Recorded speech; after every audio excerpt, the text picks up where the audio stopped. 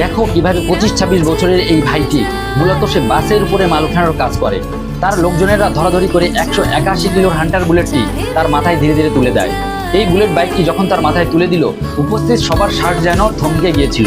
কোনো হাত ছাড়াই শুধুমাত্র মাথার ব্যালেন্স আর মনের জোরে মই বেয়ে বাসের ছাদে উঠে গেলেন।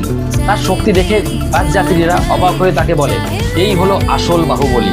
আবারও প্রমাণ হয়ে গেল পুরুষ তার পরিবারের দায়িত্ব পালনের জন্য কত জীবন ঝুঁকির কাজ করে থাকে। এই ভাইটির পরিশ্রম এবং সাহসের জন্য একটি লাইক আর শেয়ার তো পাওয়ারই কথা।